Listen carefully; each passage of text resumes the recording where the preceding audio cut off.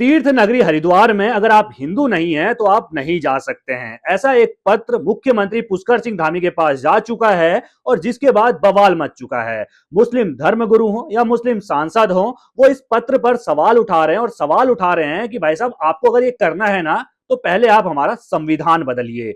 बिना संविधान बदले आप किस तरीके से ऐसा फरमान जारी कर सकते हैं? दरअसल हरिद्वार के अंदर जो है हर की पौड़ी है और हर की पौड़ी में आस्था का सैलाब हर दिन उमड़ता है और कुछ महीनों बाद वहां पर कुंभ का मेला लगने वाला है और कुंभ के मेले की तैयारियां जोरों पर चल रही हैं। और जो पूरा हर की पौड़ी में देखरेख का काम करता है श्री गंगा सेवा, उसके अध्यक्ष हैं नितिन जी। उन्होंने सीधे तौर पर मुख्यमंत्री को पत्र लिखा है। इसके अलावा हरिद्वार में पोस्टर बैनर लगा दिए गए हैं कि गैर हिंदुओं का आना सख्त मना है।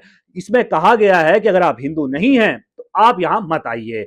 और इसमें एक हवाला और दिया गया है कि भाई ब्रिटिश राज के समय पर भी जो है ना हरिद्वार नगर निगम में यहां पर सीधे तौर पर एक कानून बनाया गया था कि अगर आप हिंदू नहीं हैं तो आप यहां जमीन नहीं खरीद सकते, अगर आप हिंदू नहीं हैं तो आप यहां देर रात तक नहीं रुक सकते, सिर्फ शाम तक अगर आपको व्यापार करना है तो आप शाम तक कर सकते हैं, मतलब दिन भर करके शाम तक कर सकते हैं, लेकिन अगर रात हो गई तो आप यहां नहीं रुक सकते। तो क्यों ना अब यह किया जाए। तो कहीं ना कहीं सवाल यह उठता है कि हिंदू मुस्लिम की राजनीति जिस तरीके से चरम पर है, इससे क्या मुस्लिमों की मानसिकता पर कुछ असर नहीं पड़ेगा? और क्या मुस्लिमों को भी ये नहीं समझना चाहिए कि हिंदुओं के तीर्थ स्थान में हम आखिर जाएं क्यों?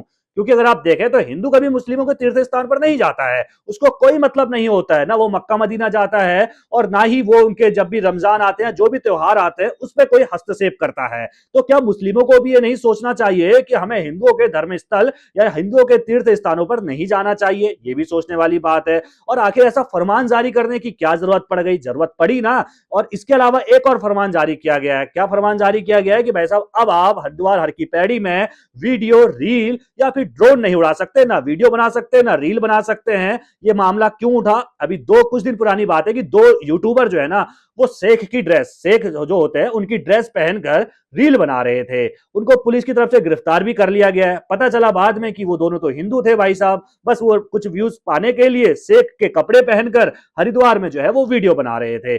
उसके बाद सीधे तौर पर इस पर जो है आपत्ति जताई गई, पुलिस से इस पर हस्तक्षेप की मांग की गई, गिरफ्तारियां भी हुई और अब सीधे तौर पर यह आदेश भी जारी हो गया है कि आप हर की पैड़ी में रील नहीं बना सकते, आप हर की पैड़ी के आसपास ड्रोन नहीं उड़ा सकते। और मुख्यमंत्री को पत्र लिखकर यह मांग कर दी गई है कि अब आप सीधे तौर पर मुख्यमंत्री जी यह आदेश जारी करिए कि अगर आप हिंदू नहीं हैं तो आप यहां आ भी नहीं सकते, आप यहां दुकान भी लगा सकते, आपका जो है यहां प्रवेश पूरी तरीके से पाबंद कर दिया जाए। इस तरीके से मुख्यमंत्री को नितिन जी की तरफ से जो है, जो पूरी हर की पौड़ी में देखरेख का काम करती है, उस संस्था की तरफ से अब पत्र लिख दिया गया है कि भाई साहब, हिंदू नहीं है तो यहां नहीं आइएगा।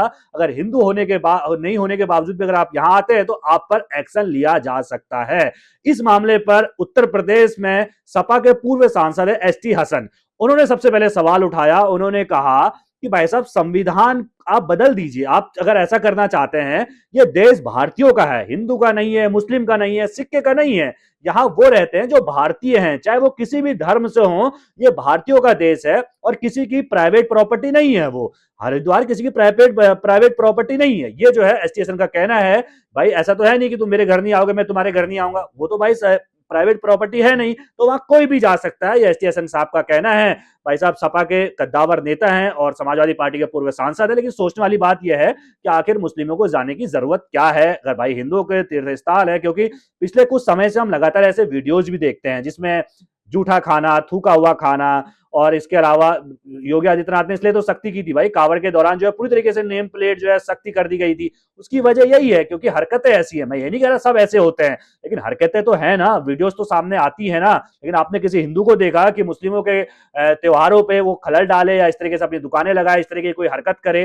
अगर आपके साथ कोई करे तो आपको कैसा लगेगा? सोचने वाली बात है। तो भाई साहब, गलत तो कुछ नहीं है, बिल्कुल सही आदेश है, लेकिन आदेश निकालने से ये हो जाता है कि भाई मुस्लिमों के मन में एक भेदभाव वाली, घृणा वाली जो है वो मानसिकता बनने लगती है और जिसका असर जो जहर के रूप में कहीं ना कहीं फिर वो जो है वो उनकी मानसिकता उस हिसाब से हो जाती है जैसे वो पाकिस्तानियों की होती है। उस तरीके से उनकी मानसिकता कहीं ना कहीं उसको हम एक तरीके से कट्टरता कह सकते हैं कि कट्टरता वाली मानसिकता फिर होने लगती है इस फरमान के बाद। इस पर भी सोचना होगा मुस्लिमों को भी सोचना होगा कि क्यों हम उनके स्थानों पर जाएं, क्यों हम उधर व्यापार करें जब वो हमारे वहां नहीं आते।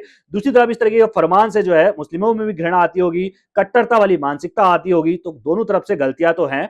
इन गलतियों का सुधार क्या हो सकता है, अपनी राय आप कमेंट में जरूर रखिएगा और सभी खबरों को पहले पाने के लिए बेल आइकन दबाना बिल्कुल ना भूलेगा। धन्यवाद।